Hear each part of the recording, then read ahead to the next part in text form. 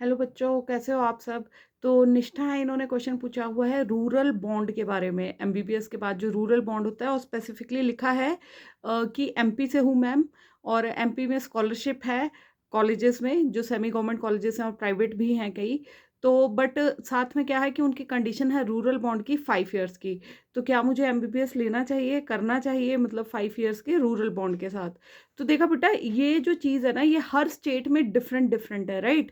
कहीं पे rural bond आपका 3 ईयर्स का है, कहीं पे 5 ईयर्स का है, कहीं पे वो आपसे बॉन्ड मनी मांगते हैं। तो बॉन्ड मनी को लेके भी बहुत बच्चों को बड़ा कन्फ्यूजन रहता है कि what is basically bond money, ठीक है। तो अब इसमें क्या होता है कि जैसे कि आपने देखिए किसी पर्टिकुलर कॉलेज से जब एमबीबीएस कर ली, है ना, और जब आप फर्स्ट ईयर में एडमिशन लेने जाते हैं तो वहीं पे आपसे लिखवाया जाता है कि एमबीबीएस करने के बाद आपको रूरल में सर्विस करनी पड़ेगी, या तो जैसे 5 ईयर्स यहाँ पे है।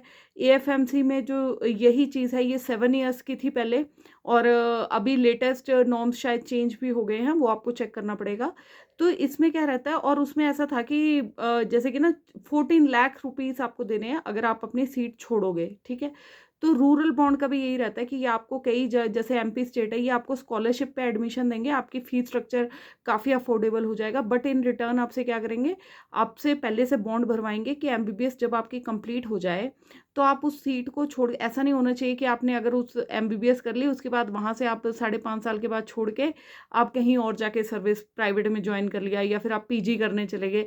तो बेसिकली क्या है कि जब सरकार, जो सरकारी मेडिकल कॉलेजेस या सेमी गवर्नमेंट मेडिकल कॉलेजेस या जो प्राइवेट मेडिकल कॉलेजेस ये वाली कंडीशन रखते हैं, वो इसलिए रखते हैं ताकि वो रिकूप कर सकें अपना पैसा जो उन्होंने आपकी ट्रेनिंग पे खर्च किया है।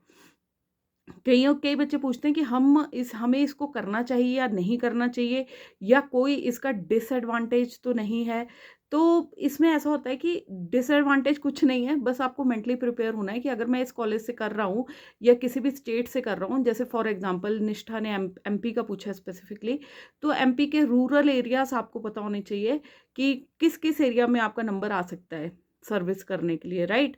फिर उस एरिया में आपको 5 ईयर्स आपकी लाइफ का एक बड़ा पीरियड होता है कि मतलब अगर आप 18 साल की उम्र में एमबीबीएस करने जा रहे हो तो उसके बाद आप 23 साढ़े 23 साल में आपको 23 साढ़े 23 साल से 28 29 साल तक आपको वहीं पे जॉब करना पड़ेगा, राइट, जो आपका रूरल एरिया है। तो अगर तो आपकी लिविंग कंडीशंस वहाँ अच्छी हैं, है ना, अच्छे एरियाज हैं रूरल एरियाज, तो it's definitely worth it, right. कि आप जब आप रूरल एरिया में पोस्टिंग करने जाओगे तो ऐसा नहीं है कि वो आपको कोई पैसे पे नहीं करेंगे। उसमें ये होता है कि आपको सर्विस के आपको पैसे पे किए जाते हैं।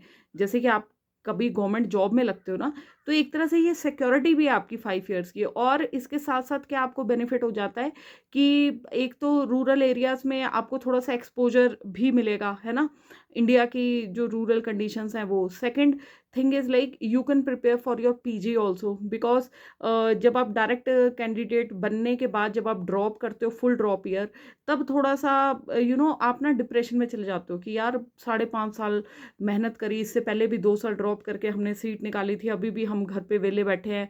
और अभी जैसे नीट पीजी में भी इतना कुछ हो रहा है, बच्चे इतनी मेहनत कर रहे हैं, एक एक 2 2 साल तक ड्रॉप ले रहे हैं, उनकी ड्रीम ब्रांचेस नहीं मिल रही हैं। तो वहाँ पे क्या होगा, रूरल सर्विस में आपको आप 5 ईयर्स का जो आपका बॉन्ड पीरियड है उसमें आप आराम से without any tension you can prepare for that, ठीक है। तो ये डिपेंड करता है इंडिविजुअल टू इंडिविजुअल। अब कईयों ने अगर सोच रखा है कि भैया हमें सीधा ही एमबीबीएस के बाद हमें नहीं सर्विस करनी है, हमें बस हमारा एम ही पीजी अल्टीमेटली, तो हमें पीजी ही करके निकलना है, तो वो चीज़ उनके माइंडसेट पे डिपेंड करती है, राइट। और कुछ लोग ऐसा भी करते हैं कि जब आप सर्विस में रूरल बॉन्ड सर्विस जो आती है ना, तो ये 5 ईयर्स का मिनिमम पीरियड होता है कि आपको इतना सर्विस करना ही करना है। उसके बाद भी ऐसा नहीं है कि वो आपको निकाल देंगे, राइट। ये आपकी स्टेट टू स्टेट पे वेरी करेगा। तो जब वहाँ पे आपको एक सर्विस में आप चले गए हो, 5 ईयर्स के बाद आप पीजी करने जाइए, पीजी करने के बाद वहाँ पे अलग से आपका सेम रूरल बॉन्ड वो भरवाएंगे कि हाँ भाई पीजी करने के बाद आपने फिर से 3 साल सर्विस करनी है या 5 ईयर सर्विस करनी है, वो अगेन डिपेंड करेगा आपकी स्टेट के ऊपर, ठीक है।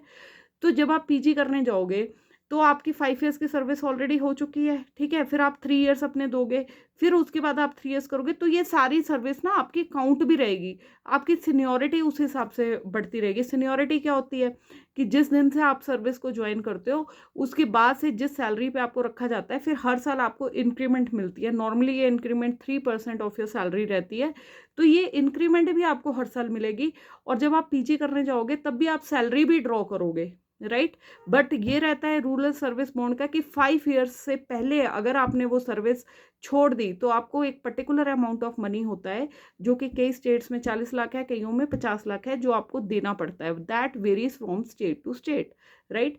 तो ये चीज़ें आपको पता होनी चाहिए।